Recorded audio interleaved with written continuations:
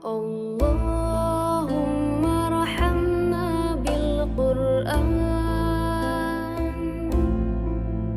waj'alhu lana imaman wa nuran. Bismillah. Assalamualaikum warahmatullahi wabarakatuh. Alhamdulillahirabbil alamin. Alhamdulillahilladzi arsala rasulahu bil huda wa dinil haqq liyudhhirahu 'ala dini kulli wa kafa billahi syahida. Asyhadu an la ilaha illallah wahdahu la syarikalah wa asyhadu anna Muhammadan 'abduhu wa rasuluh la nabiyya wala rasula ba'dah. Allahumma salli ala sayyidina Muhammad wa ala ali Muhammad. Rabbi israh li sadri wa yassir li amri wahlul 'uqdatam min lisani yafqahu qawli. Amma ba'd. Yang kami hormati dan kami muliakan Asatidz Ustadz Muhammad Arwani Al-Alsi dan juga Ustadz Inas Taisir Rosyada, yang alhamdulillah pada kesempatan pagi hari ini sudah bersama di tengah-tengah kita semuanya. Yang kami hormati dan kami muliakan para ayah, bunda yang Masya Allah hingga detik ini kita masih diberi karunia oleh Allah Subhanahu wa Ta'ala iman dan Islam, sehingga bisa hadir di tempat ini dengan semangat menuntut ilmu yang luar biasa, dengan semangat mengharap ridho Allah, dan kemudian diharapkan ke depan bisa kemudian berkumpul lagi di jannahnya. Amin Allahumma amin. Pertama dan utama marilah kita panjatkan puji dan syukur kehadirat Allah Subhanahu wa Ta'ala. Alhamdulillahirabbil alamin. Pada kesempatan pagi hari ini kita diberikan banyak sekali nikmat oleh Allah Subhanahu wa Ta'ala, nikmat sehat, nikmat sempat, dan nikmat-nikmat lain yang tidak bisa kita hitung. Maka sudah sepantasnya kita menggunakan nikmat ini untuk selalu mendekatkan diri kepada Allah Subhanahu wa Ta'ala. Semoga dengan begitu kita tercatat oleh Allah Subhanahu wa Ta'ala sebagai hambanya yang pandai bersyukur, dan Allah karuniakan tambahan nikmatnya insyaallah. La in syakartum la azidannakum. Salawat dan salam kita haturkan kepada junjungan kita Nabi kita Rasulullah Muhammad sallallahu alaihi wasallam. Sungguh menjadi suri tauladan yang paling terbaik di dunia ini, yang pantas untuk kita teladani. Dan pada kesempatan pagi hari ini insya Allah kita akan meladani beliau dengan berbagai macam hikmah yang akan disampaikan oleh para ustadz pada kesempatan pagi hari ini. Ayah bunda yang selalu rahmati Allah Subhanahu wa Ta'ala, alhamdulillah pada kesempatan hari ini tanggal berapa ayah bunda? 2. Nah, ayah kita orang kalingan 26 Januari. Kalau kita hitung ternyata tinggal 34 hari lagi kita menuju Ramadan. 34 hari lagi menuju Ramadan. Cepat ngomong betul cepet. Cepat kita ya baru bodoh lagi ini. Ini pun ajeng bodoh mulai. Masya Allah. Dan ini menjadi salah satu ikhtiar kita ya bunda untuk kemudian mempersiapkan Ramadan kita yang luar biasa insya Allah. Dengan salah satu topik yang insya Allah di sesi pertama ini akan dibersamai oleh Ustadz Arwani Al-Alsi, yang akan kemudian mencoba untuk kita diskusikan bersama, kita kemudian menelaah, mencari hikmah di balik ayat-ayat Allah dan juga hadis-hadis Rasulullah SAW tentang visi keluarga muslim. Ya, visi ini pun apa Bapak Ibu? Arah tujuan.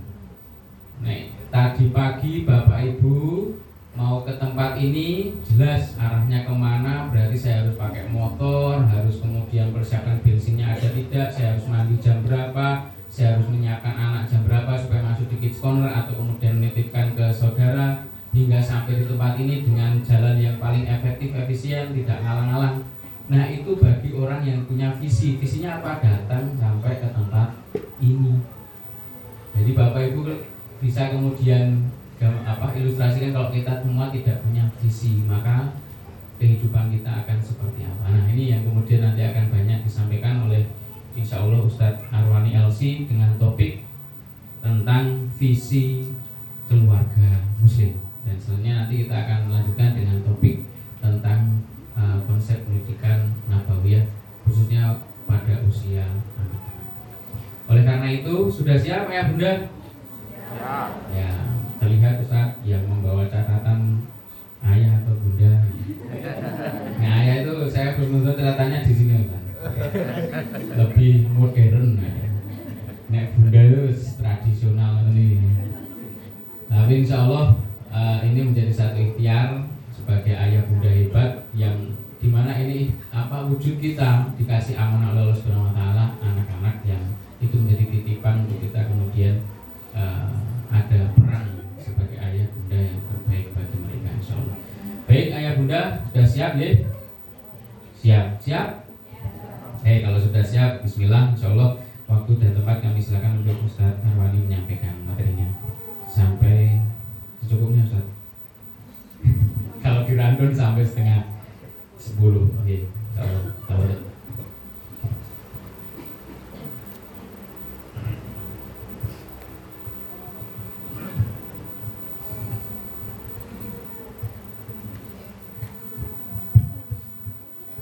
Bismillahirrahmanirrahim. Assalamualaikum warahmatullahi ta'ala wabarakatuh.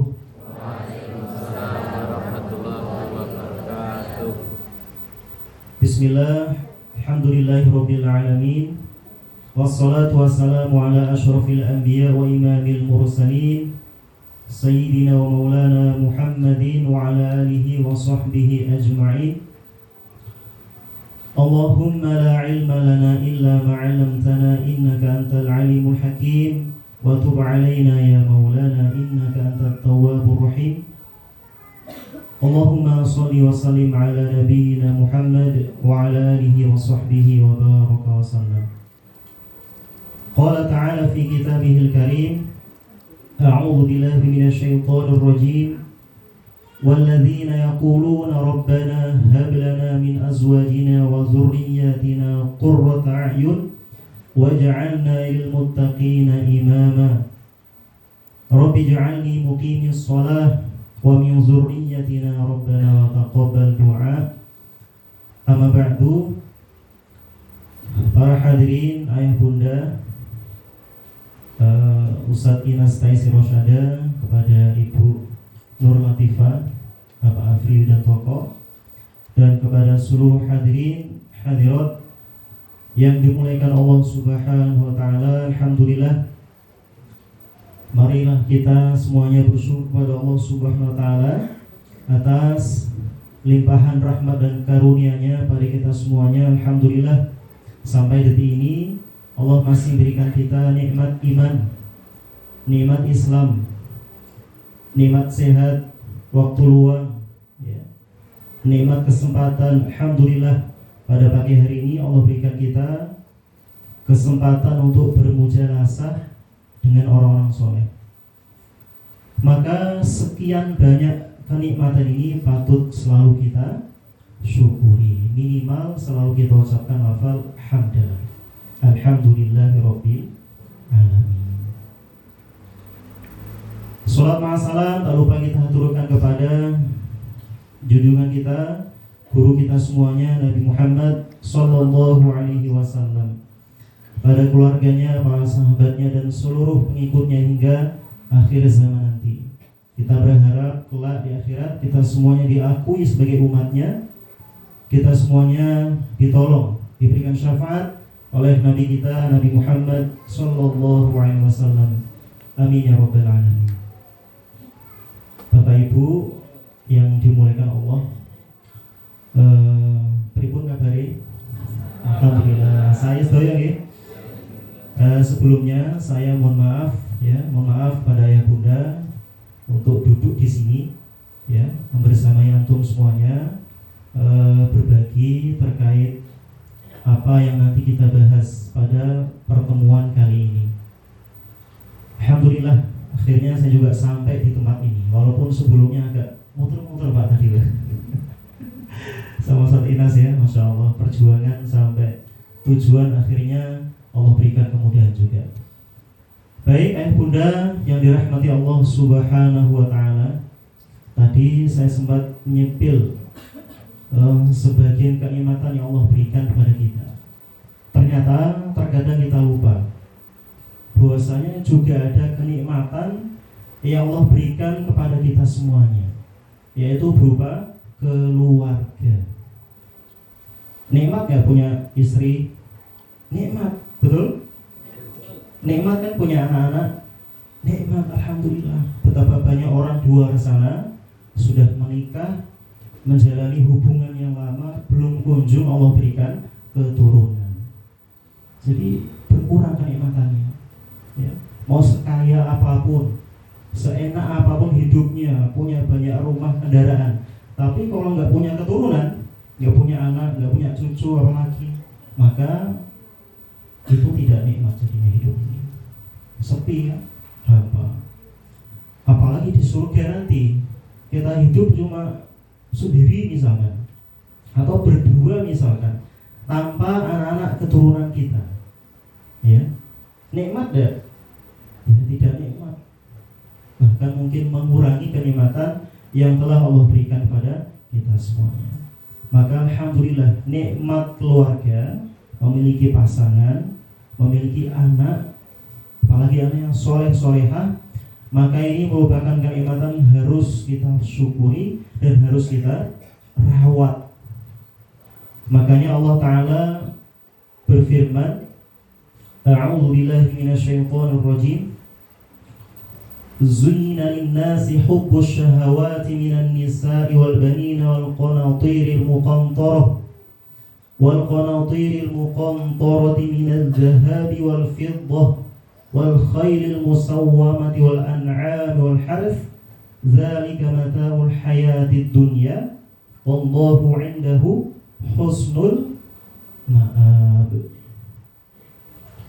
Nah, maka dari sekian banyak kenikmatan syahwat, ya, yang Allah berikan kepada kita semua di dunia ini, mulai dari istri, minan nisa wal banin, dan anak-anak keturunan kita, terus wal qanatiril muqantarah, ini artinya harta benda, bisa berupa az-zahab, emas, perhiasan, al-fiddah, perak, ya, ini juga perhiasan mahal. Ini harta yang Allah berikan pada kita semuanya. Kemudian wal khailil musawwamah. Ini bahasanya kalau dulu kendaraan itu dari apa? Hewan. Kuda, bisa unta, ya, bisa apa lagi? Keledai dan seterusnya. Alhamdulillah, kalau hari ini semakin maju berubah jadi kendaraan mobil, pesawat, sepur, becak, dan seterusnya. Maka dilanjutkan kenikmatan yang berikutnya al-an'am, ya, rojo koyo atau binatang ternak, sapi, kambing, ayam, dan seterusnya. Bahkan sampai pertanian, ya, punya kebun di mana-mana, sawah, ladang ini, ladang itu, dan ini semuanya itu adalah kenikmatan yang Allah berikan kepada manusia. Maka di antara sekian kenikmatan itu, yang paling pertama yang disebutkan apa? Keluarga. An-nisa wal banin, yaitu pasangan kita sendiri, istri atau suami, dan anak-anak keturunan kita. Maka ini merupakan kenikmatan yang harus kita syukuri, ya, lebih-lebih. Ya, kita di dunia ini Allah berikan kenikmatan pasangan yang soleh, pasangan yang solihah, anak-anak yang soleh, anak-anak yang solihah. Alhamdulillah, tadi saya dengar bacaan Quran dari ananda kita. Usia berapa tahun? Baru 3 tahun, 4 tahun ya. Nah, dulu kita bayangkan usia dulu kita 3 tahun tuh hafal surat apa? Mungkin rata-rata di sini belum hafal itu yang dibaca di depan, gitu. Terus saya juga belum, sama. Jadi kita itu generasi yang Masya Allah jauh dari anak-anak kita hari ini. Maka alhamdulillah, ini kadang kalau kita resapi, kita kembali ke belakang, ini yang dilakukan anak-anak kita itu bisa membuat kita terenyuh, membuat hati kita itu tersentak, meneteskan air mata, ya. Belum nanti amal-amal yang mereka lakukan, mau sholat, mau baca Quran tanpa diperintah, baca zikir pagi sore misal. Belum lagi nanti mereka mendoakan kita. Kalau sudah kecilnya saja, usia 4 tahun, 5 tahun sudah seperti itu, kalau kita rawat terus ya, kita didik dengan baik, dengan visi yang benar, maka insya Allah kelak mereka akan menjadi para pemimpin bagi orang-orang yang bertakwa. Amin ya Rabbal alamin. Maka semoga ini menjadi doa kita semuanya yang mudah-mudahan Allah ijabah. Amin ya Rabbal alamin. Maka kembali ya kepada sebuah anugerah yang Allah berikan tadi, kenikmatan berupa keluarga, pasangan dan anak-anak kita. Maka pada kesempatan kali ini kita akan sedikit mengilmui perihal tentang keluarga ini ya. Apakah keluarga kita ini ke depan, apakah dibiarkan begitu saja tanpa kontrol? Apakah nanti kalau anak-anak kita sudah selesai belajarnya sampai sarjana, terus kita lepas, alhamdulillah aku sudah tenang, sudah alhamdulillah anakku sudah sarjana. Terus apakah itu sudah selesai? Sudah kerja, sukses misalkan, sudah punya keluarga lagi, misalkan menikah, bahkan punya anak-anak. Nah, apakah cukup tugas kita sebagai orang tua sampai di situ, terus kita lepas begitu saja? Nah, ternyata tugas kita belum selesai. Tugas kita belum selesai. Terus kalau sudah anak sudah nikah, punya anak banyak misalnya, terus alhamdulillah aku sudah santai-santai baik, anakku sudah nikah, sudah punya anak, pekerjaan bagus, sukses semuanya, sudah saya tak ngurusi awakku dewi misalkan ibaratnya. Apakah seperti itu? Ternyata tidak. Ternyata Al-Quran mengajarkan pada kita semuanya bahwasanya selagi kita ini sebagai orang tua belum merasa aman terhadap iman mereka, terhadap akhirat mereka, maka tugas kita mendidik keluarga, anak dan cucu kita itu belum selesai. Belum selesai. Karena nanti kalau sudah sampai akhirat, ada anak kita yang masuk neraka, ya, nauzubillah min dzalik, itu nanti urusannya panjang, akan sampai ke kedua orang tuanya. Anakmu kamu apain? Kamu ajarkan apa? Kok bisa masuk dalam neraka? Kok bisa melakukan dosa besar dan seterusnya? Nah, maka keluarga ini harus kita rawat sepanjang hidup kita, sampai kita meninggal bahkan. Maka Al-Quran yang mengajarkan demikian ya. Jadi visi misi keluarga muslim itu jauh, bukan hanya di dunia, tapi nanti sampai di akhirat nanti, sampai ke surga. Maka keluarga ini ayah bunda sekalian, itu kalau kita ibaratkan seperti halnya kendaraan atau barang tumpaan. Mobil itu kan kendaraan. Maka seperti itulah keluarga muslim ya. Yang mana sebuah kendaraan ini ketika melaju pasti ada tujuannya. Bahkan tujuannya itu panjang sekali ya. Sampai akhirat nanti tujuan. Maka dalam keluarga itu, dalam kendaraan itu terdapat para penumpangnya. Di antaranya ada siapa? Ada bapak ibunya, ada anak-anaknya, bahkan mungkin kalau mobilnya itu besar bisa muat sampai anak cucunya. Jadi, betul. Maka dalam sebuah mobil itu, kendaraan haruslah ada navigatornya, ada supirnya, ada yang tahu tujuan pastinya. Maka sebuah kendaraan kalau tidak punya tujuan pasti ya, maka akan berantakan nanti, nggak sampai tujuan. Tujuan masih jauh, ternyata bekalnya itu belum cukup, dikira sampai pertengahan saja, padahal masih jauh. Maka ketika sebuah kendaraan berjalan melaju dengan kondisi yang seperti itu, tujuannya nggak jelas, bekalnya tidak cukup, maka nggak akan sampai. Bahkan kan kasihan penumpangnya, bisa kelaparan di tengah padang pasir misalnya. Kalau dulu kan seperti itu, belum sampai tujuannya nggak jelas, makanannya malah sudah kehabisan, padahal berada di tengah padang pasir. Kalau dulu, kalau kita alhamdulillah di sini dimanapun ya, ada warung lah ya, alhamdulillah. Tapi ya kalau uangnya habis ya nggak bisa beli juga. Maka kalau tujuannya jelas, nanti penumpang yang ada di dalam itu, baik ibunya, ayahnya, bahkan anak-anaknya akan paham dan mempersiapkan bekalnya. Berapa jaraknya, bekalnya berapa, uang yang disiapkan berapa. Nah kalau sudah jelas seperti itu, insya Allah ya akan mudah untuk sampai tujuan. Begitu pula keluarga. Kalau visinya jelas, tujuannya jelas, maka insya Allah Allah akan mudahkan sampai kepada jannahnya. Bahkan nanti Allah kumpulkan kita sekeluarga lagi, anak-anaknya, cucu-cucunya kembali lagi berkumpul di surganya Allah Subhanahu wa Ta'ala. Jadi kebersamaan sebuah keluarga itu nggak cukup mentok di dunia saja, tapi harapan kita itu juga berlanjut di surganya Allah Subhanahu wa Ta'ala.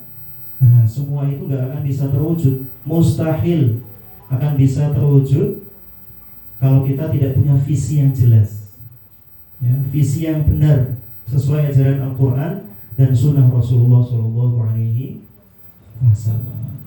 Maka alhamdulillah pada kesempatan kali ini kita akan sedikit mengilmui, ya, sedikit mempelajari tentang apa sih sebetulnya tujuan keluarga muslim itu apa. Visi misi kita itu apa hidup di dunia ini? Apakah cukup mengumpulkan harta benda, punya istri lebih dari satu misal, atau punya anak sekian lusin misal? Nah, nggak mungkin. Maka visi kita jauh, ya, melampaui batas hidup kita. Maka kita sudah tenang hidup di dunia ini kalau kita meninggalkan generasi anak-anak kita, anak-anak yang beriman, ya, anak-anak yang taat kepada Allah Subhanahu wa Ta'ala. Maka sahabat Umar sampai pernah berkata, tafaqahu qabla an tasudu. Tafaqahu berasal dari kalimat faquha atau faqiha, yang kita sering dengar fikih. Fikih itu artinya faham. Maka tafaqahu, pahamilah. Maksudnya apa? Ilmuilah, pelajarilah ilmu tentang keluarga qabla an tasudu, sebelum kalian semuanya sibuk, disibukkan dengan urusan dunia. Antasudu ini maksudnya apa? Kalian jadi sayyid, jadi pemimpin, jadi orang yang ditinggikan derajatnya, misalkan jadi pejabat, ya, jadi apa? Kepala rumah tangga, jadi orang yang diamanahi mencari nafkah, bekerja, mengurusi dunia. Nah, sebelum kalian sibuk dengan dunia kalian, jadi anak istri termasuk bagian dari dunia, maka sebelum kalian sibuk dengan semua itu, maka ilmuilah terlebih dahulu. Itu kata sahabat Umar, al-ilmu qabla al-qawli wal-amal. Jadi ilmu sebelum kita bertindak, ilmu sebelum kita menikah, bahkan ilmu sebelum kita memiliki keluarga, bahkan ilmu sebelum kita memiliki anak keturunan. Nah, ini harus kita fahami, harus kita ilmui. Karena kalau tidak kita ilmui, ya terjadi apa yang kita lihat sekarang ini. Banyak keluarga yang pecah, hancur, bercerai, ya, gara-gara masalah sepele kadang. Masalah pekerjaan suaminya nggak mencukupi, bercerai. Padahal kan nggak segalanya yang namanya harta. Masalah apa lagi? Masalah hutang misalnya, istri minta cerai, padahal harus ada solusinya. Dan seterusnya, sekian banyak masalah yang ada di negeri kita ini, bahkan di dunia sekalipun, itu sebabnya hanya satu, karena mereka belum mengilmui tentang keluarga. Seperti apa sih kalau sudah berumah tangga, kalau sudah punya istri harus seperti apa, Sudah punya anak, harus seperti apa? Mau kita bawa kemana anak-anak kita? Nah, maka kalau sudah paham, insya Allah keluarga kita akan aman. Aman di dunia dan insya Allah aman di akhirat nanti. Terjaga dari siksa api neraka. Amin ya rabbal alamin. Baiklah ya bunda yang dirahmati Allah subhanahu wa ta'ala. Maka pada kesempatan kali ini kita akan setidaknya mempelajari 3 ayat ya dalam Al-Quranul Karim yang akan membahas tentang visi misi keluarga muslim.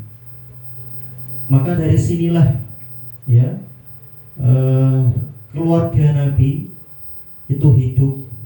Dari sinilah keluarga para sahabat Rasulullah itu penuh dengan keberkahan. Nah, dari sinilah, dari visi misi tersebut, keluarga para pemimpin, ya para khalifah zaman dahulu itu bisa meraih kegemilangan yang luar biasa. Maka visi yang pertama bagi seorang muslim, bagi keluarga muslim adalah menjadi penyejuk pandangan mata, bukan pemanas pandangan mata. Kalau hari ini kita kan sering melihat anak-anak kita itu mungkin di luar keluarga ini ngesel ke, dikit-dikit ngomongnya kasar, dikit-dikit keluar kalimat yang tidak baik, kadang auratnya malah dibuka, diumbar di mana-mana. Itu kan membuat mata kita panas sama adem. Panas ya Pak ya, panas. Di mana-mana pegangannya HP, ya. Dan yang dilihat itu enggak bermanfaat. Televisi juga sama, banyak tayangan-tayangan yang tidak mendidik anak-anak kita. Maka hal-hal itu yang membuat mata kita sepet atau panas, bukan malah menyejukkan pandangan mata kita. Banyak anak-anak sekarang remaja itu yang tidak perhatian dengan agamanya, abai dengan sholatnya, bangunnya selalu kesiangan, bantah orang tuanya terus, buru-buru baca Quran, tahsinnya bagus, hafalannya banyak. Kadang suruh baca Iqra saja belum lancar. Itu sering saya dapati. Sudah lulus kuliah, sarjana, S2 bahkan, ternyata baca Quran saja itu gelagapan ya Bunda. Jauh kalau dibandingkan dengan yang duduk di depan tadi, anak-anak kita sangat jauh berbeda. Luar biasa ini anak-anak kita. Semoga Allah jaga. Maka visi keluarga muslim itu menjadikan anak keturunan kita ya penyejuk pandangan mata. Maka Allah Ta'ala berfirman, وَالَّذِينَ يَقُولُونَ رَبَّنَا هَبْ لَنَا مِنْ أَزْوَاجِنَا وَذُرِّيَّتِنَا قُرَّةَ أَعْيُنٍ وَاجْعَلْنَا لِلْمُتَّقِينَ إِمَامًا. Ini sudah hafal semua. Alhamdulillah ya Bunda, Bapak Ibu sampun ngamalkan doa niki. Nggih napa mboten?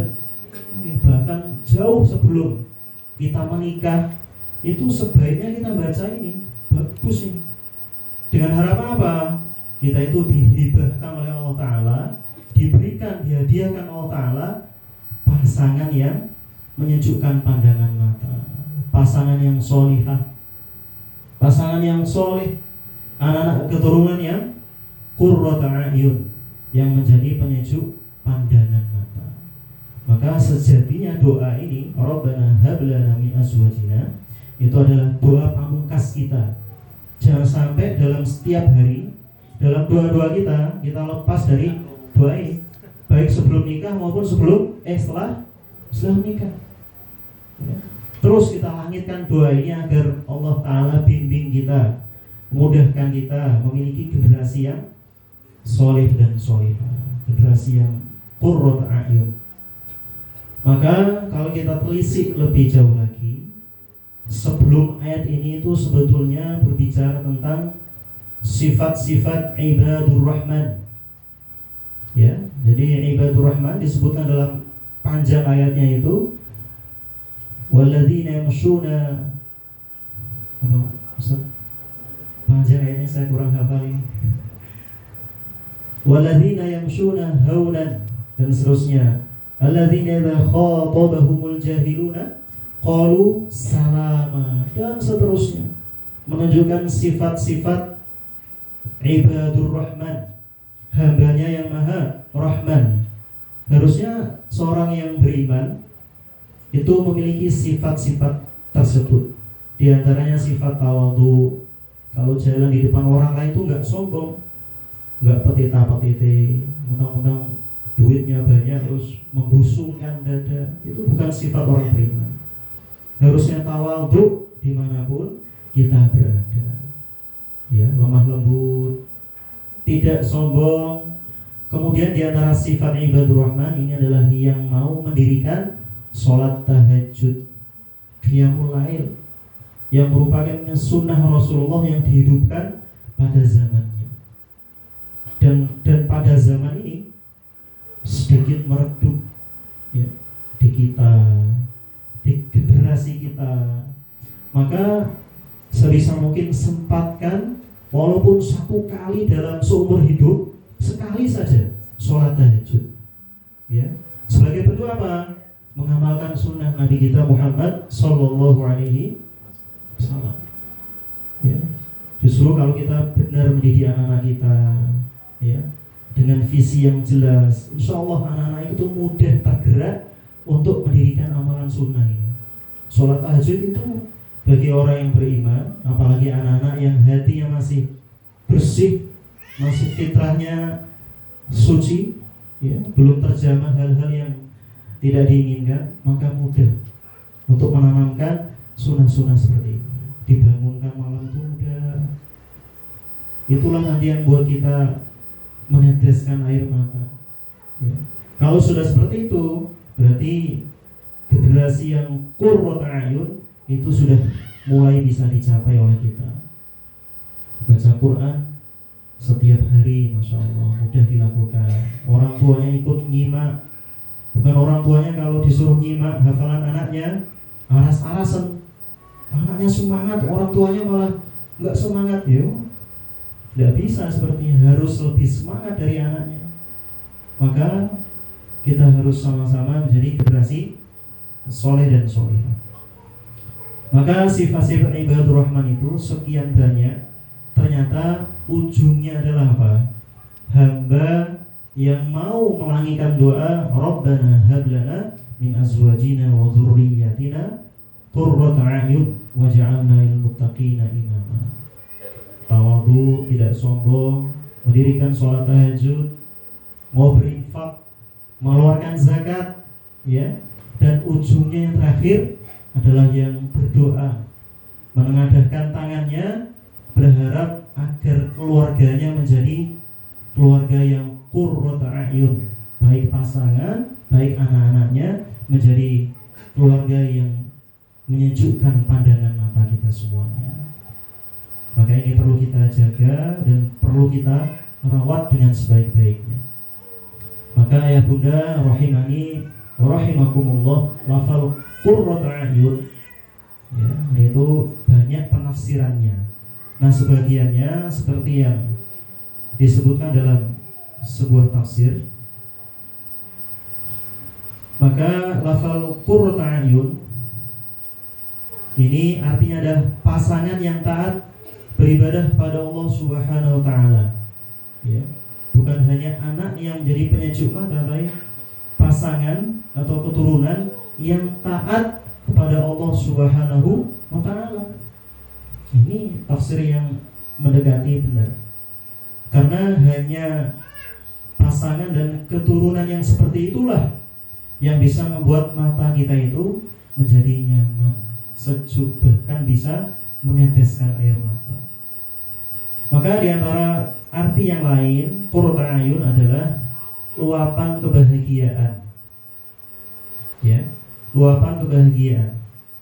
Karena ketika kita melihat pasangan kita, anak-anak kita itu taat dalam beribadah pada Allah Ta'ala, maka kita akan merasa bahagia, akan sangat merasakan bahagia sampai-sampai peluh atau air mata kita menetes. Disebutkan dalam sebuah syair, fa'amma uyunul asyiqina fasqarat wa amma uyunus syamitina faqarrat. Nah, jadi ayah bunda sekalian, ternyata air mata kita itu kalau dia keluar dari mata kita, ternyata ada dua jenis. Ada yang sifatnya itu panas, ada yang sifatnya itu dingin. Pernah merasakan boten? Boten, karena belum pernah nangis loh. Jadi kalau air mata dari orang yang penuh dengan kemaksiatan, ya, air mata penderitaan, ini yang keluar adalah air mata yang sifatnya panas. Maka disebutkan faas khonat, air mata yang panas itu. Cobalah dipegang, panas gak? Ya mungkin gak mendidih panasnya ya, boten ya, hangat mungkin ya, hangat. Tapi berbeda dengan air mata orang yang bertakwa atau beriman kepada Allah Subhanahu wa Ta'ala. Maka air mata yang keluar ini berbeda. Air mata kebahagiaan, air mata yang kalau disentuh itu dia adem, dingin, gak membuat mata kita itu sakit, justru malah membuat mata kita tambah lebih sehat. Karena ini mata kebahagiaan, ya, air mata kebahagiaan yang dikeluarkan berbeda daripada air mata kemaksiatan. Maka visi ini harus kita rawat. Anak-anak kita kelak, istri-istri kita kelak harus menjadi generasi atau anggota keluarga yang menyejukkan mata kita. Kalau sudah menyejukkan mata kita di keluarga, menyenangkan orang tuanya, ayah bundanya sudah pasti. Kalau dia keluar rumah, pasti menyenangkan orang lain juga. Adabnya baik, akhlaknya baik, sopan santun, perkataannya terjaga, ya. Bahkan kalau jalan kemana-mana mungkin yang dibaca Al-Quran. Ini kan sesuatu yang menyenangkan orang-orang yang ada di sekitarnya. Bahkan ingin mereka anak-anak seperti itu, ya. Kadang malah ada yang memberikan hadiah kepadanya, dipanggil, didoakan, dan seterusnya. Maka generasi inilah, ya, generasi penyejuk pandangan mata yang menjadi visi keluarga muslim yang pertama. Visi keluarga muslim yang kedua adalah potongan dari ayat yang tadi. Waj'alna lil muttaqina imama. Jadi visi keluarga muslim yang kedua adalah menjadi pemimpin orang bertakwa. Maka setelah visi misi menjadi pasangan yang qurrat a'yun, generasi atau anak keturunan yang qurrat a'yun, ujung-ujungnya visi keluarga muslim itu menjadi pemimpin bagi orang-orang yang bertakwa, bukan bagi orang-orang yang bermaksiat. Ini kalau kita renungi, kita tadaburi, kita bayangkan. Coba ya bunda bayangkan, masyarakat kita, masyarakat yang beriman, semuanya rajin sholat. Kalau bulan puasa, semuanya puasa, nggak ada yang bolong-bolong. Rajin tahajud juga misalkan. Nah, di sekian banyak masyarakat yang bertakwa itu, yang imannya kokoh, terus anak kita jadi pemimpinnya, atau mungkin kita sendiri jadi pemimpinnya. Kan bahasanya waj'alna lil muttaqina imama. Dan jadikanlah kami ya Allah pemimpin, imam bagi orang-orang yang bertakwa. Jadi bukan yang bertakwanya itu cuma sendirian, tapi para rakyatnya, para pengikutnya itu semuanya bertakwa. Maka ini adalah perjalanan panjang sebetulnya, ya. Perjalanan panjang yang harus kita kawal, yang harus kita bersamai anak-anak kita ini. Harapannya anak-anak kita kelak menjadi imam, para pemimpin bagi orang-orang yang bertakwa. Maka kalau kita lihat, ya, kondisi negeri kita ini, mulai dari pemimpinnya, mulai dari para pejabatnya, ya, kemudian pemimpin-pemimpin di rumah tangganya, para suami. Kita lihat generasi hari ini, anak-anaknya. Nah, jika banyak permasalahan pada diri mereka semua itu, maka sudah dipastikan biangnya, faktornya adalah apa? Di keluarga. Jadi organisasi yang paling penting di seluruh dunia, dari organisasi manapun, itu tidak bisa mengalahkan sebuah organisasi yang bernama keluarga. Maka inti di dunia ini ya keluarga itu sendiri. Kalau keluarga itu semuanya baik, insya Allah negerinya baik, rakyatnya baik, karena muncul pemimpin dari keluarga yang baik, yang soleh-soleh. Tapi kalau sebaliknya, keluarganya banyak yang rusak, anak keturunannya nggak jelas, adabnya luar biasa parahnya, ya, baca Quran belum pada bisa, adabnya buruk, menyia-nyiakan waktu, ya, dan seterusnya. Terus bagaimana kita harapkan pemimpin yang baik? Nah, maka gambaran hari ini sudah jelas, ya, masalahnya itu ada pada keluarga.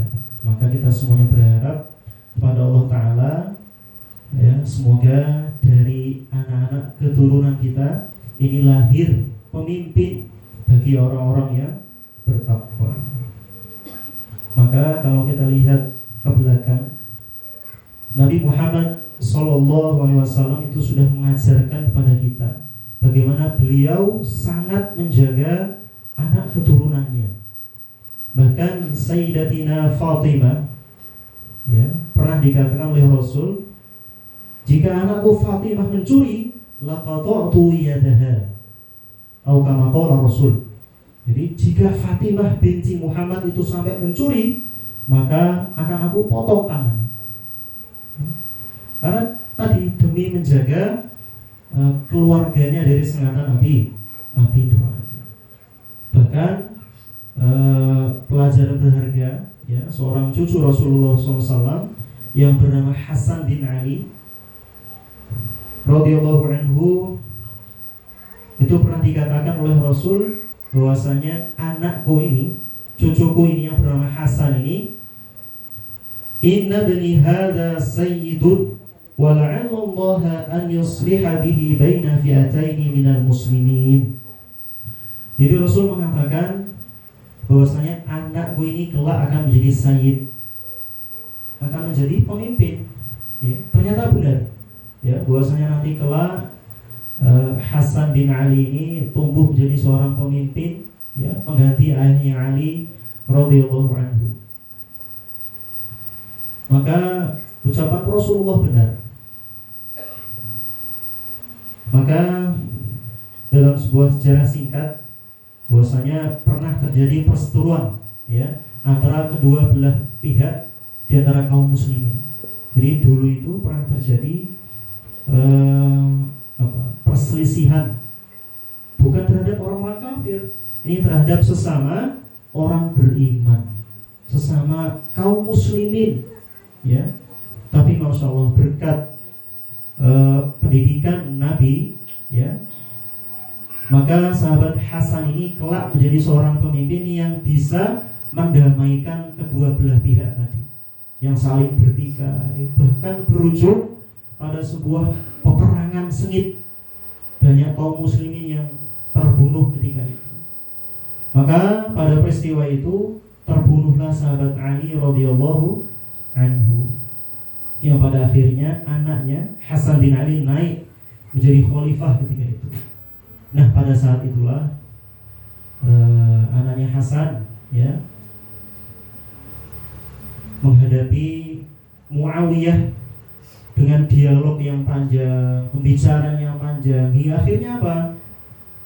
Hasan itu mengalah dan mundur dari kekhalifahan. Demi apa? Demi supaya kaum muslimin kedua belah pihak itu bersatu, tidak tercerai-berai lagi dan tidak saling bunuh-membunuh. Maka berkat islahnya Hasan bin Ali ini, kedua belah pihak kaum muslimin itu bersatu dan bersaudara kembali. Maka ini jadi bukti ya bahwasanya generasi didikan Rasulullah adalah generasi para pemimpin. Bahkan dari anak-anaknya, cucu-cucunya beliau SAW itu rata-rata menjadi pemimpin di kalangan orang-orang yang bertakwa. Hadirin ayah bunda rahimani wa rahimakumullah. Jam berapa Pak? Ayah bunda masih kuat? Sudah ngantuk belum? Baik, kita lanjutkan. Itu visi yang kedua, ya, menjadi pemimpin bagi orang-orang yang bertakwa, yang mana itu sering kita langitkan kepada Allah Ta'ala. Rabbana hab lana min azwajina wa dhurriyyatina qurrata a'yun waj'alna lil muttaqina imama. Visi yang ketiga adalah keluarga yang selamat dari api neraka. Ini harus menjadi visi yang utama di keluarga kita, keluarga muslim. Bahwasanya kelak keluarga saya, istri saya, anak-anak saya, cucu saya semuanya harus selamat dari murka Allah, dari siksa Allah, yaitu dari api neraka. Maka alhamdulillah ya, kalau kita di sini barangkali punya anak yang sudah selesai sekolahnya, SMA misalkan, bahkan sudah menyelesaikan sarjana S1, S2, S3, apalagi sudah sekolah di luar negeri misalkan, Masya Allah, dapat gelar yang tinggi, bahkan sukses. Maka seperti yang kami sebutkan di awal, ini alhamdulillah itu sebuah capaian yang baik. Tapi ingat ayah bunda, tugas kita sebagai orang tua untuk mengantarkan mereka ke surganya Allah Ta'ala. Kalau baru sampai tahapan tadi itu belum selesai, maka tetap harus kita kawal, tetap harus kita jaga perjalanan atau pertumbuhan anak-anak cucu kita selama di dunia. Mau dia sudah menikah, sudah bekerja sukses, sudah punya anak banyak misalkan, tetap itu menjadi tanggung jawab orang tua. Nah, ini belum selesai. Sudah selesai kalau kita sudah merasa betul-betul yakin, sudah merasa betul-betul aman bahwasanya iman mereka sudah kuat, ya, amal mereka sudah cukup. Nah, kalau sudah begitu, mereka sudah taat, ibadahnya nggak bolong-bolong, jamaahnya luar biasa, ya, memberikan hak-haknya Allah Ta'ala, berinfak, sedekah, dan seterusnya, maka sudah bisa dibilang kita merasa aman, itu tidak apa-apa. Tapi selagi anak keturunan kita yaitu melakukan banyak kemaksiatan, ibadahnya belum lengkap, masih bolong-bolong sholatnya, sementara sudah balik misalkan, jadi kita nggak bisa biarkan cucu kita sudah selesai kuliah tapi bangunnya selalu kesiangan misalkan. Itu tanggung jawab kita, ya, tanggung jawab orang tuanya, tanggung jawab mbahnya, bahkan gak boleh kita biarkan, harus kita jaga, kita jauhkan dia dari dosa-dosa, sehingga nanti kita semuanya harapannya selamat dari siksaan api neraka. Maka agar keluarga kita itu terjaga dari api neraka, ada beberapa hal yang harus kita perhatikan. Yang pertama adalah menjaga rizki yang halal. Jadi jangan sampai yang masuk ke dalam tubuh kita, anak keturunan kita, adalah sesuatu yang haram, walaupun barang sedikit, ya. Jadi nggak boleh kompromi dengan hal yang haram. Syubhat juga. Maka kalau sampai itu masuk ke dalam tubuh kita, kita makan, maka kata Rasul, kullu lahmin nabata min suhtin fannaru aulabi. Jadi setiap daging yang tumbuh dari diri kita ini, yang tumbuh dari sesuatu yang haram, walaupun itu sedikit, maka nanti akan dirasakan oleh neraka. Maksudnya apa? Nanti akan masuk ke dalam api neraka. sesuatu yang haram tadi itu berhak atasnya api neraka. Maka sekecil apapun yang masuk ke dalam tubuh kita, anak-anak kita, ya sebisa mungkin harus kita jaga dari sesuatu yang halal. Jangan gara-gara masih kecil terus kita biarkan, nggak apa-apa, masih kecil kok, itu juga masih kecil loh, dan seterusnya, banyak alasan dan seterusnya. Maka nggak boleh kita biarkan anak-anak kita tumbuh dari harta yang haram. Maka Rasulullah SAW itu mengajarkan kepada kita bagaimana beliau menjaga anak keturunannya dari harta haram. Contohnya sahabat Hasan bin Ali yang kita sebutkan tadi. Ternyata sewaktu kecil ini beliau pernah memakan kurma dari hasil sedekah atau zakat. Ya, kurma sedekah maksudnya. Ya, namanya anak kecil, ya belum paham, masih usia mungkin seusia rutab, masih 3-4 tahun, nyelonong, ya, keluar terus ngambil tumpukan kurma yang ada di hadapan Rasulullah, dan Rasul melihatnya. Ternyata apa? Kurma itu diambil oleh Hasan yang masih kecil, terus dimakan ayah bunda, dimakan, dikunyah-kunyah. Rasul melihat, terus Hasan bin Ali lari, namanya anak kecil nggak paham, lari terus dikejar oleh Rasulullah SAW. Dipanggil, Hasan, Hasan, ta'al, kemari, kemari. Masih lari ya, anak kecil loh, kan suka kalau dikejar malah lari, malah jauh lagi. Akhirnya apa? Hasan bin Ali ditangkap oleh Rasulullah SAW. Ditangkap terus dibilangin, ya. Terus Rasul berkata dengan bahasa Persia ini, kahin, kahin, atau kif, kif. Ini bukan bahasa Arab, udah, bahasa Persia. Jadi Rasul itu bisa bahasa selain bahasa Arab, ya, kadang dipakai dalam perkataan sehari-hari. Ini dikatakan kepada cucunya Hasan, kahin, kahin. Kemudian, ama ta'rifu anna la na'kulu shadaqah? Apakah kau tidak tahu, wahai Hasan, sungguhnya kami, kita ini tidak boleh memakan harta dari sedekah. Nah, kurma ini kan dari sedekah yang mau dibagikan kepada kaum muslimin dan sudah dimakan oleh Hasan, tapi belum sampai ke perutnya. Sehingga apa? Diambil oleh Hasan, diangkat sampai apa? Dalam sebuah riwayat dikeluarkan dengan sedikit perjuangan oleh Rasul. Ditepuk-tepuk punggungnya, dikolok tenggorokannya. Pokoknya kurma ini harus keluar.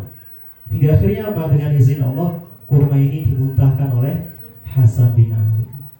Jadi gak ada kompromi, ya. Kapan itu sesuatu yang haram dilarang oleh Allah Ta'ala, maka harus disingkirkan dari tubuh anak-anaknya. Maka sahabat Hasan bin Ali terjaga dari hal yang haram sehingga tumbuh menjadi generasi yang kokoh, pemimpin bagi kaum muslimin. Maka ya bunda rahimani rahimakumullah, perjuangan kita bersamai keluarga itu gak cukup tadi sampai anak kita selesai sekolah, kuliah. Bahkan sampai kita mau meninggal pun, sampai ujung hayat kita harus tetap mengawal generasi keturunan kita. Inilah yang dilakukan oleh Nabi Yakub alaihissalam terhadap keluarganya. Maka Nabi Yakub alaihissalam itu sebelum meninggal, ayah bunda sekalian, mengumpulkan semua keluarganya. Istri-istrinya dikumpulkan, anak-anaknya semuanya dikumpulkan, ya, sehingga memastikan Yakub ini meninggal dalam keadaan aman, tenang, yakin bahwasanya keluarganya tidak ada yang syirik kepada Allah Subhanahu wa Ta'ala. Maka yang ditanyakan kepada anak-anaknya apa menjelang beliau wafat? Apa ayah bunda? Wonten sing ngertos? Ma ta'buduna min ba'di, ya. Apa yang akan kalian sembah setelah wafatku? Bukan terus apa? Ma ta'kuluna min ba'di. Bukan apa yang kalian makan nanti setelah aku meninggal. Nah, biasa pertanyaan apa yang kita makan, anak-anak kita makan itu kan hari ini. Kita sangat khawatir terhadap keberadaan, keberlangsungan hidup anak kita hanya karena gara-gara harta. Kita malah gak khawatir kalau anak-anak kita gak punya iman, gak sholat, gak puasa, ya, gak mendirikan perintahnya Allah Ta'ala. Kita gak khawatir. Malah kita khawatirkan apa? Kalau kita dapat menantu yang gak bisa kerja, atau kerjanya biasa-biasa saja, padahal sholatnya rajin, ibadahnya rajin, imannya bagus. Kita khawatir anak-anak kita itu makan apa. Itu kebanyakan kita hari ini.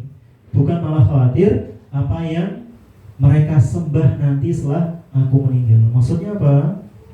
Nabi Yakub alaihissalam sangat perhatian terhadap keimanan anak keturunannya. Maka inilah yang menjadi visi, ya, keluarga muslim harus menjadi keluarga yang selamat dari api neraka. Maka setelah tadi menjaga rizki yang halal, seorang keluarga muslim haruslah menjaga lisannya, ya, agar selamat dari api neraka. Jadi sebetulnya banyak hal yang harus kita hindari agar kita selamat dari api neraka. Tadi makanan yang halal harus kita jaga supaya daging kita selamat dari sengatan api neraka. Terus kita harus menjaga lisan kita terhadap keluarga kita, terhadap saudara kita, terhadap orang-orang di sekitar kita. Maka Rasulullah itu pernah bersabda, al-muslimu akhul muslim, la yazlimuhu wa la yakhzuluhu wa la yakzibuhu wa la yahqiruhu. At-taqwa hahuna bihasbi imri'in minasyarri an yahqira akhahul muslim. Kullul muslim 'alal muslim haramun damuhu wa maluhu wa 'irduhu. Nah, jadi kita harus menjaga lisan kita, jangan sampai lisan ini sampai menzolimi, menyakiti, ya, mencacat saudara kita.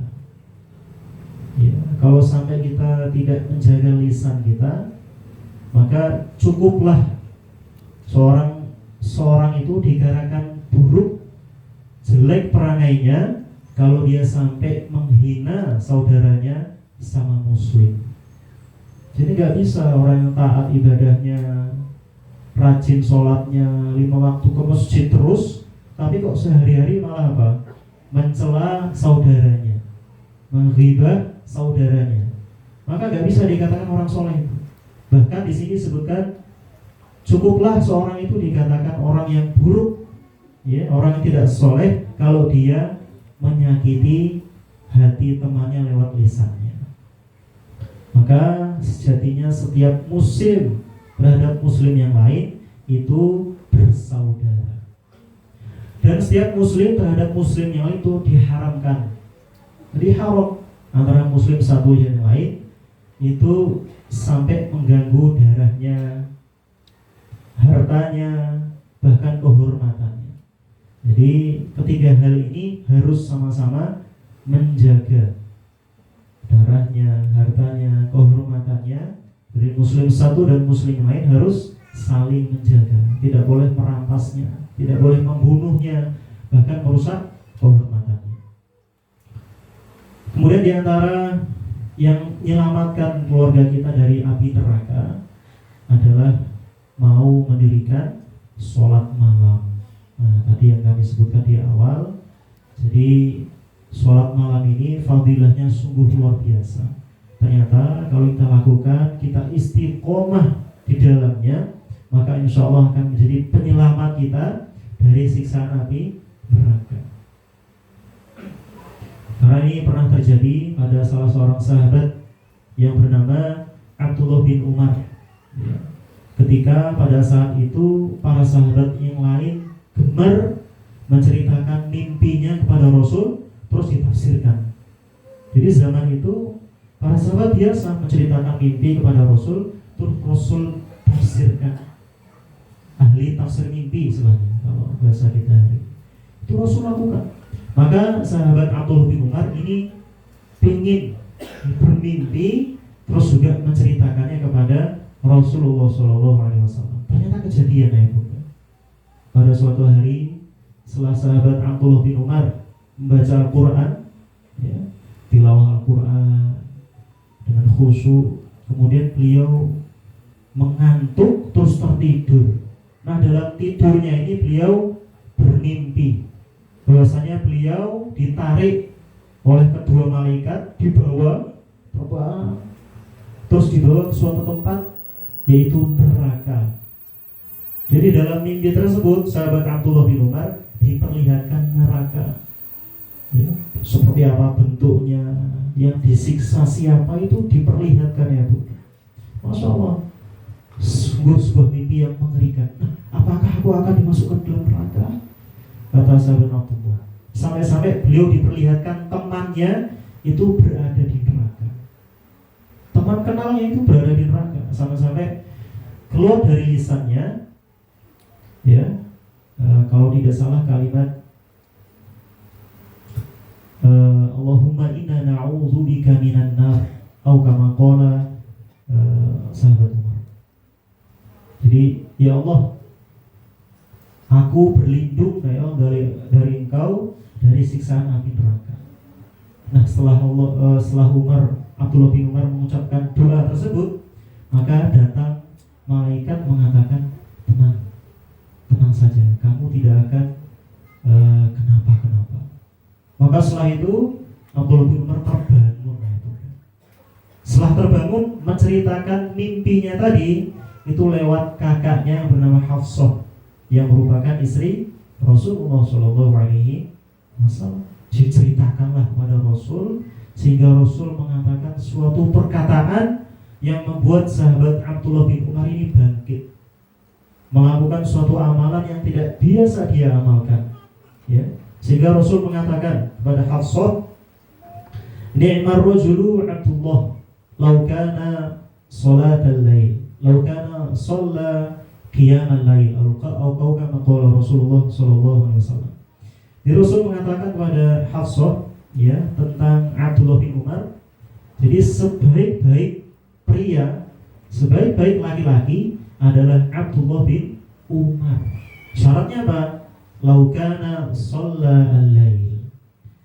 Seandainya dia mau mendirikan qiyamul lail, maka kalimat Rasul ini langsung disampaikan kepada sahabat Abdullah bin Umar. Setelah mendengarnya, apa yang terjadi?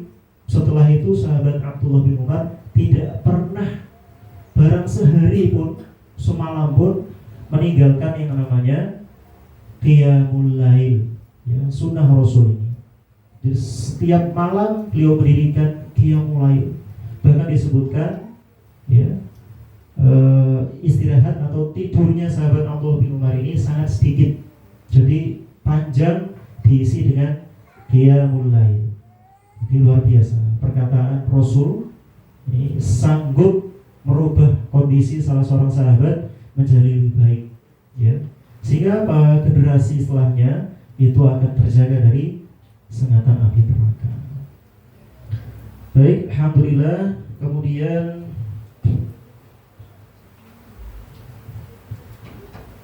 kita masuk visi yang terakhir. Kalau tadi keluarga muslim haruslah menjadi keluarga yang selamat dari api neraka, maka visi yang terakhir, yang keempat, keluarga muslim visinya adalah bersama hingga ke surga, atau berkumpul bersama keluarganya di surga. Maka ini sudah pasti menjadi harapan kita. Kita nggak rela ada satu saja dari keturunan kita itu yang masuk ke dalam neraka. Kita nggak rela. Bahkan nanti di surga itu bisa jadi gundah. Orang tuanya akan gundah. Bahkan mencari-cari anaknya nanti. Oh, di mana anakku ya Allah? Kok nggak kelihatan di surga?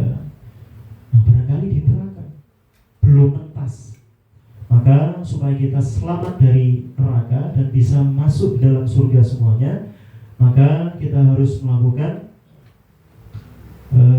visi tersebut, ya, visi yang mengantarkan kita berkumpul di surganya Allah Subhanahu wa ta'ala. Maka Allah Ta'ala berfirman, walladzina amanu wattaba'athum dzurriyyatuhum biimanin alhaqna bihim dzurriyyatahum wama alatnahum min 'amalihim min syai' kullu imri'in bima kasaba rahin.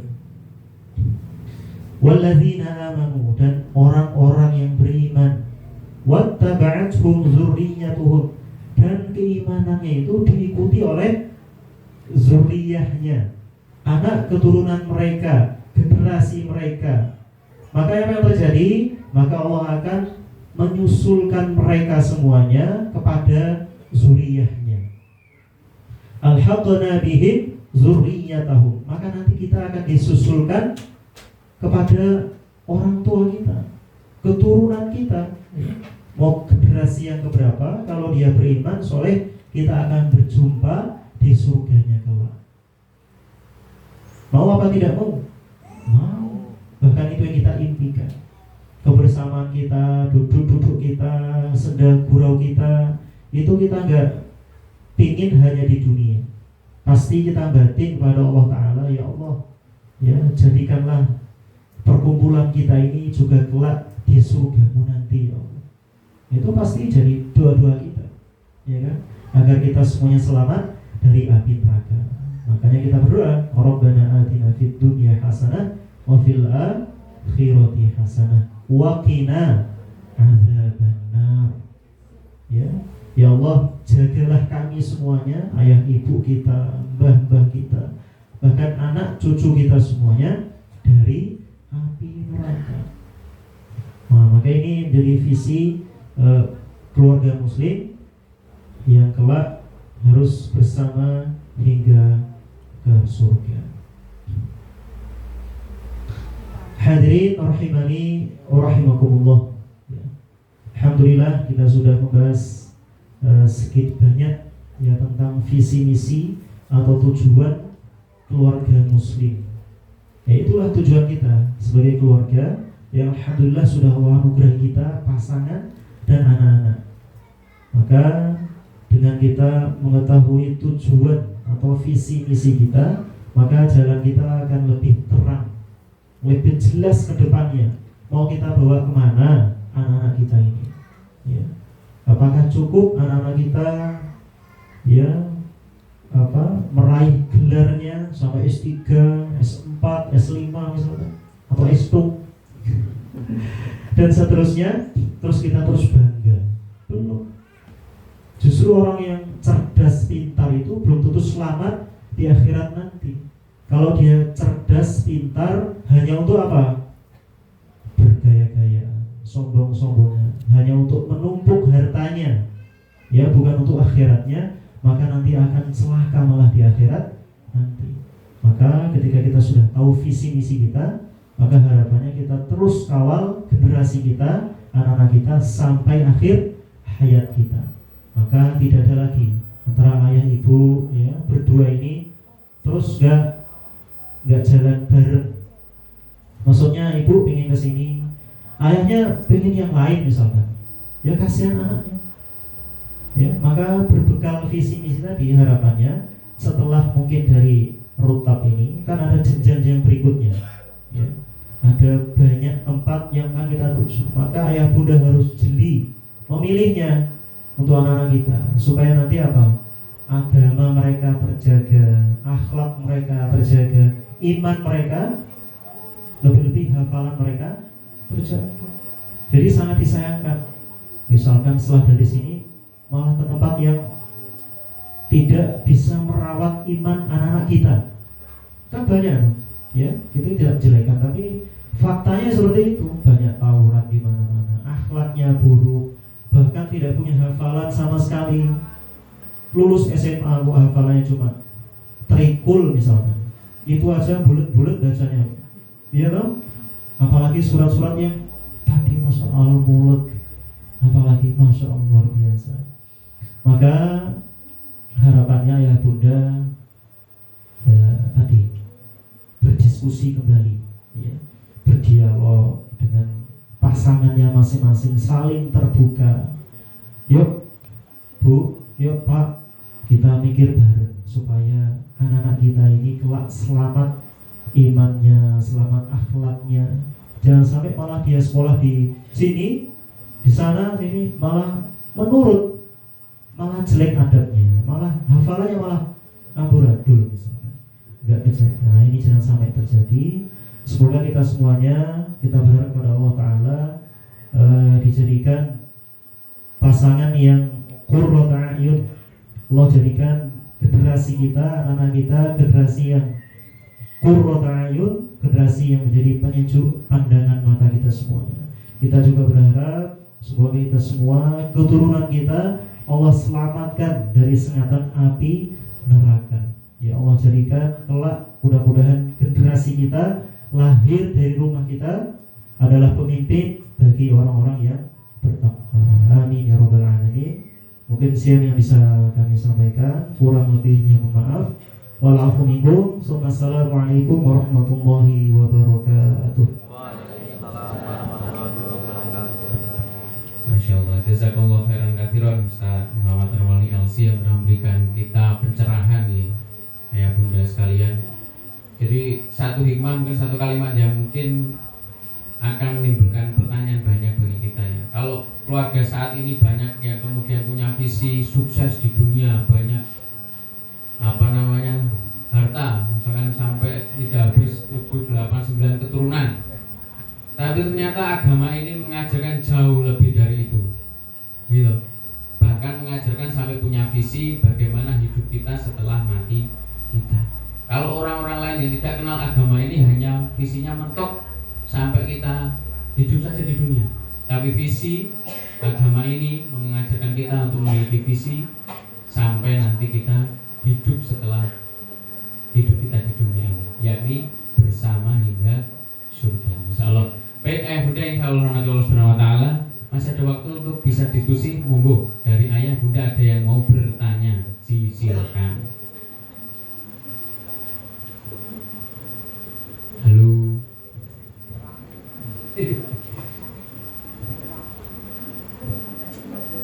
Ada? Oh J, monggo Pak Menang, silakan. Assalamualaikum warahmatullahi wabarakatuh.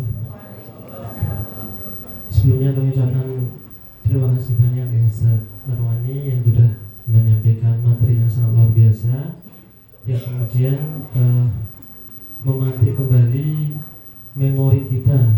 Dulu kita pernah kecil, kemudian sudah sebesar ini, dan kemudian sudah mempunyai anak kecil. Nah, yang menjadi sedikit kegalauan, mungkin ada beberapa bapak-bapak juga yang merasakan apa yang seperti kami rasakan ya. Dulu mungkin kita dalam proses mencari pasangan ya, itu juga tidak sedetail keilmuan dengan yang sekarang begitu. Dan kemudian juga bagaimana kita sudah mentahapi rumah tangga mungkin tahun pertama Ustaz, kemudian tahun kedua, tahun ketiga, dan mungkin menurut saya mungkin ada yang sudah berpuluh tahun ya.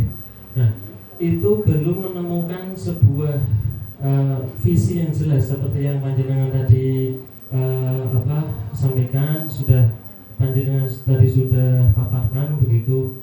Nah, pertanyaan kami bagi kami yang sudah terlanjur ya, dalam artian dari yang pertama, dari mulai kita memilih pasangan, kemudian kita sudah berumah tangga dan sampai memiliki sebuah amanah tadi yang seharusnya itu bisa menjadi penyejuk hati kita, tapi terkadang di luar sana, mudah-mudahan tidak terjadi di keluarga kita, itu justru menjadi sebuah beban ya, masya Allah, seperti nauzubillah ya, jadi beban gitu ya. Karena saya mempunyai beberapa tetangga begitu ya, yang kemudian dengan persoalan di keluarga itu menjadikan lahir persoalan yang lain begitu. Dan benar tadi yang panjenengan sampaikan, semuanya ujungnya ada di keluarga. Kembali ke pertanyaan yang bagi kami yang sudah terlanjur, ini kita menginstal ulangnya bagaimana? Atau kita segera bikin target baru, atau kemudian bikin semacam komunitas. Nah, ini kebetulan kami juga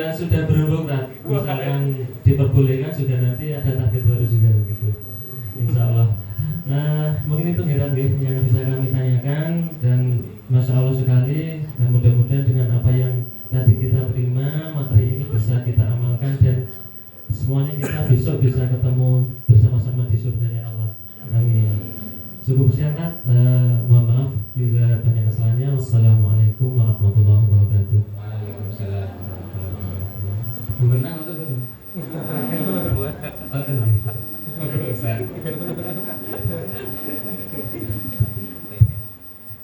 Baik, matur suwun Pak Menang. Ini mewakili mungkin dari beberapa pertanyaan wali santri yang lain ya. Ini juga saya sendiri mengalami ya, sama sebenarnya dengan panjenengan semuanya.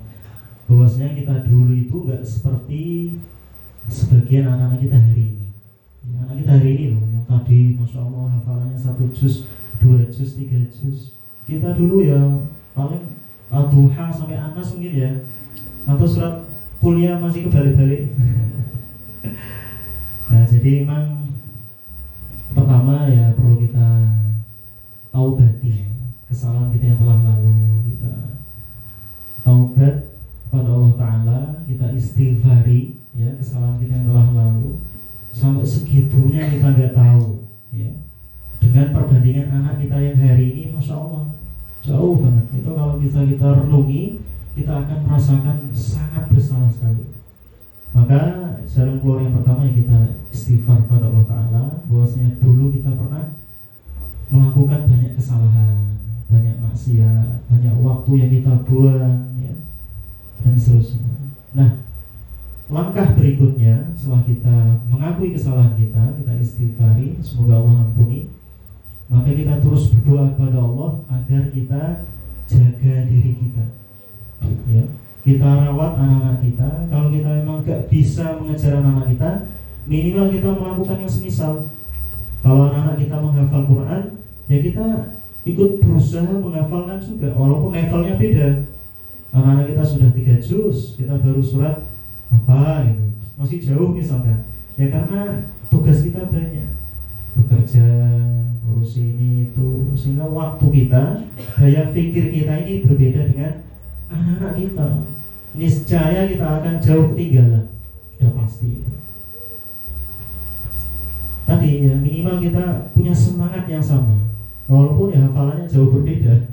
Tapi bisa jadi loh, kadang ayah bunda itu hafalannya melebihi anak-anak. Ini juga tidak menutup kemungkinan, bisa jadi. Kan masih muda-muda sebagian, Masya Allah, masih 30-an, 40-an, masih seger itu. Bahkan sebagian sahabat ulama dulu ya baru mengenal Islam ya di usia itu 40 tahunan, 50 tahunan. Tapi luar biasa, melejit ya. Setiap hari dia tekun mengejar ketertinggalannya, sehingga apa? Allah anugerahkan ilmu yang luar biasa. Bahkan sebagian dari mereka yang baru masuk Islam usia 40 tahun ke atas malah jadi para imam. Siapa tahu para imam, pemimpin itu lahir dari keluarga kita, yaitu diri kita ini, para ayah. Kalau kita mau tekun ya, kalau kita mau serius, kita hadiri majelis-majelis ilmu untuk penunjang keilmuan diri kita. Kita manfaatkan waktu kita untuk Al-Quran, menyimak hafalan anak-anak kita. Itu kalau kita rutin nyimak hafalan anak kita dan kita ikhlas, semangat juga, bukan terus getut lama tenang terus 1 juz, batin 2 juz. Padahal mereka memang belum pernah melakukan itu kan sebelumnya, sehingga berat. Ini memang berat, di awal-awal berat. Tapi kalau nggak kita lalui, terus malah kita menghindar, ya bagaimana mungkin Allah Ta'ala akan memperbaiki keluarga kita. Maka setiap sesuatu itu kalau kita awali pasti ya berat, semuanya berat. Kalau kita sudah tapaki, kita sabari, insya Allah kan Allah berikan kemudahan. Jadi 1 juz itu kalau sudah biasa, 1 kali duduk itu mudah, paling setengah jam. Bahkan yang lancar tanpa kesalahan 1 juz itu bisa cuma 15 menit loh.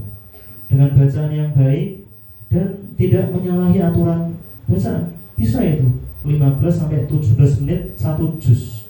Itu biasa. Pernah nyimak betul? 17 menit 1 juz? Belum? Nah itu ada. Simaklah, ada itu tilawah-tilawah murotal yang ada di YouTube itu sebentar itu 20 menit paling lama itu 1 juz. Nah itu kan waktu yang kadang kita itu abai dan sering kita buang sia-sia.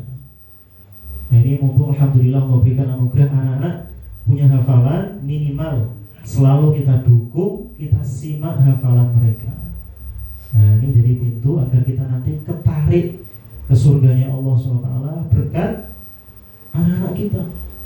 Karena nanti banyak orang tua di surga itu derajatnya naik ke level yang sangat tinggi itu karena sebab anak-anaknya yang selalu kita didik, kita nasihati, kita jaga sampai dia terjaga imannya, sholatnya, ketaatannya. Sehingga salah seorang ayah atau ibu ini kaget di surga itu sampai mengucapkan,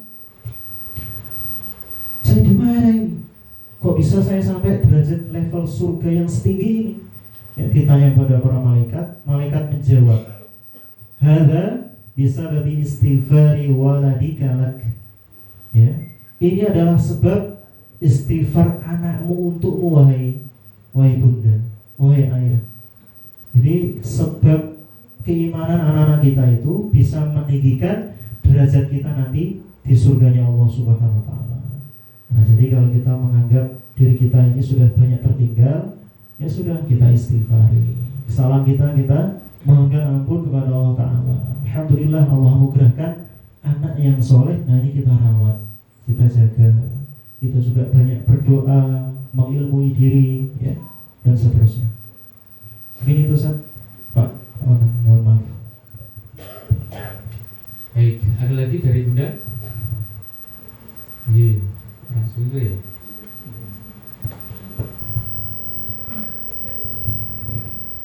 Jazakallah khair Ustaz, tadi materinya luar biasa.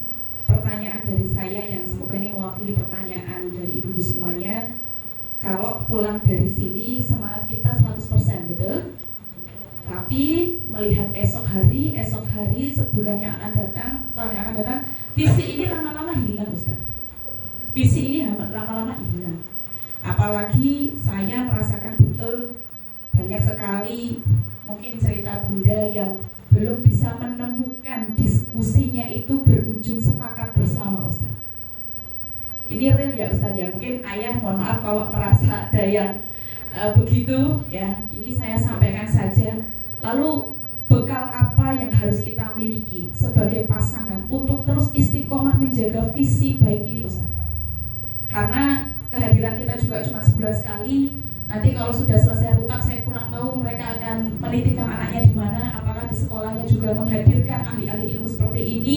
Maka visi itu mudah sangat pergi, mudah. Apalagi ketika diskusi rumah tangga kita semuanya belum menemukan titik temu yang sama. Bagaimana bekal untuk bisa merasa ridho atas perjuangan yang berat ini Ustaz. Matur nuwun. Wassalamualaikum warahmatullahi wabarakatuh. Ustaz, ada pertanyaan.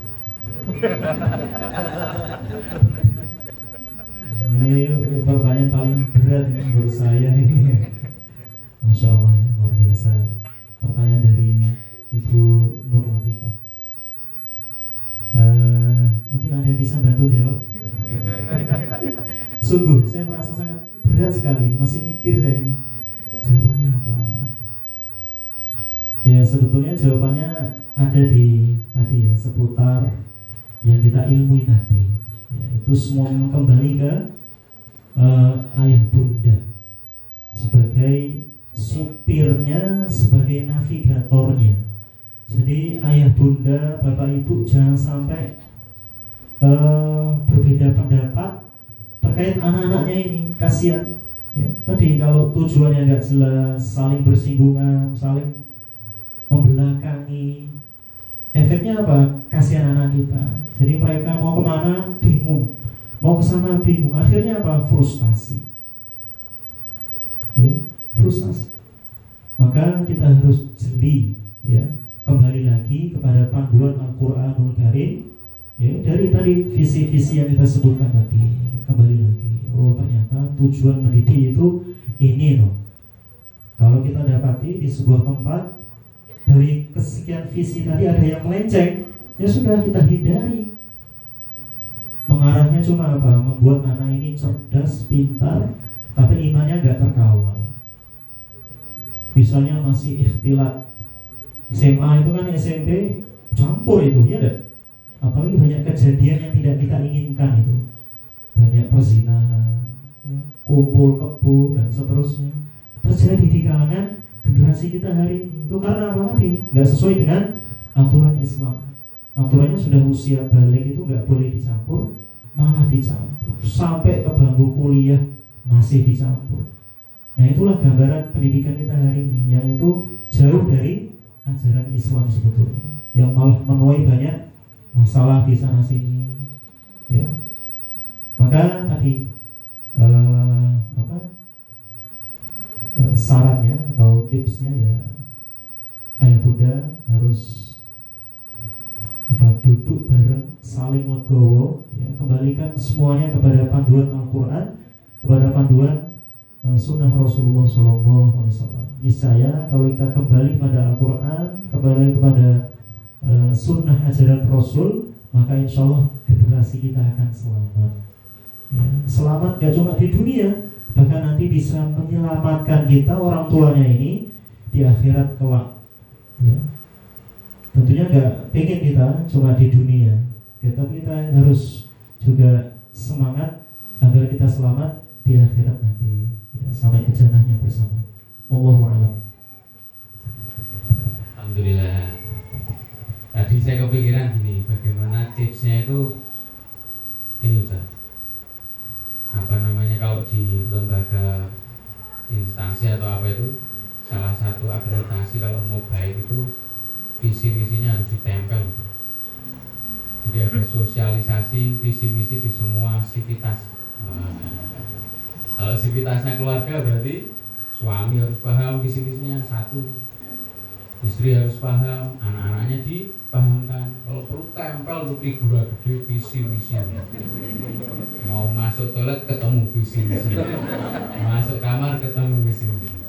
Ini menarik teman, luar biasa. Itu salah satu contoh bagaimana kemudian ada beberapa teori motivasi juga begitu. Kalau kita mau apa, tempel aja, tulis, tempel di tembok, tempel di kamar. Setiap hari kita akan teringat cita-cita apa. Nah itu yang kemudian lama-lama cita itu akan tertulis. Nah ini menarik. Jadi tentang visi ini ayah bunda masya Allah tadi ada 4 ya. Dia tahu catatannya 4. Nah 2 itu masih di dunia, yang 2 di akhirat. Masya Allah luar biasa. Yang 1 cek suami, istri, anak kita itu sekarang udah jadi kurotain atau belum. Cek pencapaian visi dari mulai yang paling pertama ini. Yang surga kan urung ya nanti. Yang dunia cek apa kemudian istri kita sudah membuat kita itu mengeluarkan air mata yang dingin. Kita itu ada dingin dan panas. Ini coba menyimpulkan dulu nih. Ataukah kemudian seringnya mengeluarkan air mata yang panas ketika kita melihat pasangan kita atau anak kita. Nah itu yang perlu kita ubah, duduk bersama tadi ya Ustaz. Yang kedua, visinya apa? Menjadi pemimpin masyarakat yang bertakwa. Sudah sejauh mana kita, keluarga kita ini punya andil untuk menghasilkan masyarakat yang bertakwa? Sudah kita mengajak keluarga kita, tetangga kita, samping kanan kiri kita, sehingga kita nantinya akan menjadi pemimpin bagi masyarakat yang bertakwa. Kalau sekarang mudah jadi pemimpin, tapi masyarakatnya belum tentu takwa. Masalahnya itu, yang penting bayar nyoblos jadi pemimpin. Nah itu kan salahnya. Kalau ke depan insya Allah pemimpin itu tersebar banyak orang, tinggal milih dan masyarakatnya sudah bertakwa. Yang ketiga apa?